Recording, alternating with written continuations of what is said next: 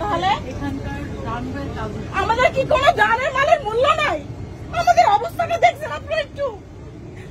এটা কি আমাদের শাস্তি দিচ্ছেন আপনারা? আমরা কি আমাদের কি বিমানে টাকা কি কম নিছেন না আমাদের কাছে পেমেন্ট পাবেন? আপনি সাধারণ পাবেন, আমাদের কোনো দাম নাই না। এটা কি হচ্ছে? আচ্ছা ম্যাডাম আমরা আসি। এই যে আপনাদের সিনিয়র স্টাফ দেখেন, এখানে সিনিয়র স্টাফ কোথায়? দেখেন কালকে থেকে আজকে পর্যন্ত আমাদের কোনো খোঁজই নেয় নাই। কালকে থেকে এই পর্যন্ত কোনো খোঁজ খবর কোনো কিছু নিচ্ছে না। বাংলাদেশ বিমানে 8:30টায় ফ্লাইটের কথা, সেখানে 9:40 এখানে বিমান ছাড়ার পরে এখানে এসে নাগপুরে ল্যান্ড করছে।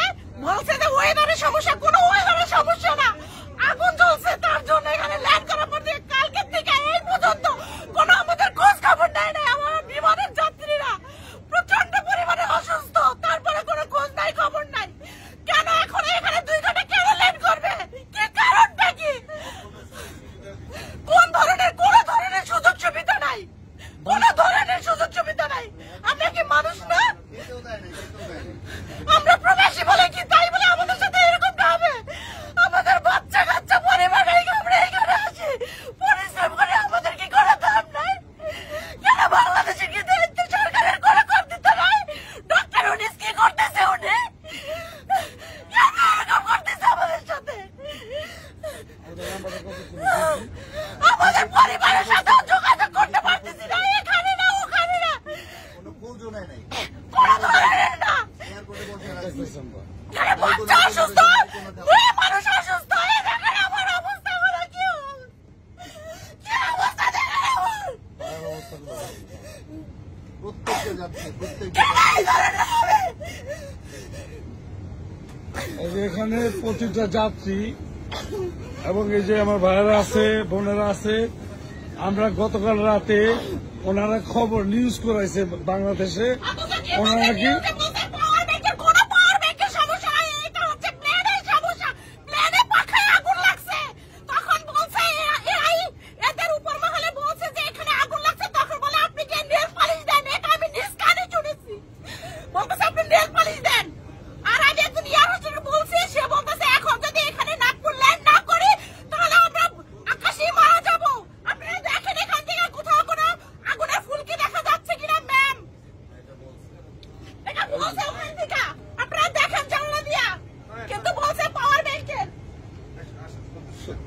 এখানে আমরা গতকালকে ফ্লু করছি বাংলাদেশ থেকে দুবাইয়ের উদ্দেশ্যে BG347।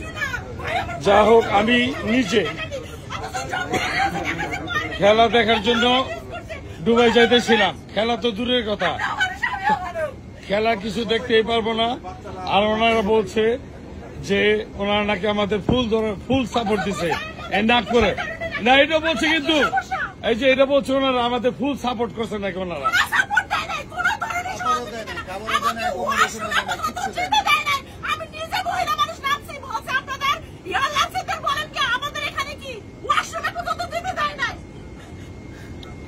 যাকে হলো বাংলাদেশের বিমান যারা আসে, বাংলাদেশ বিমান আসলে আমাদের একটা প্রতিষ্ঠান এবং এটা আমাদের জন্য, আমাদের বাংলাদেশের জন্য একটা লস্ট প্রজেক্ট। এখানে যারাই আসে তারা দুর্নীতি করে টাকা কামায়, টিকিট পাওয়া যায় না, টিকিটের দাম অনেক, তারপরে সার্ভিস তো নাই। এদের বিরুদ্ধে আমরা বিচার চাই। এবং এই উপদেশটা যে থাকো তুমি, তোমার উদ্দেশ্য করে একটা কথা বলতে চাই যে তুমি এটা তাড়াতাড়ি তদন্ত করে দেখবা। কারণ তুমি যত বড় উপদেষ্টা হও, তুমি তার আমাদের উপর দিয়ে না, তোমার মতো উপদেষ্টাদের দেখার মতো ক্ষমতা আমাদের বাংলাদেশের জনগণের আছে। আমরা যে কোনো সময় তোমাদের মতো যে কোনো উপদেষ্টাকে দেখতে পারি। তো যা হোক, আমরা এখনো এই রানওয়েতে বসে আছি নাগপুরে।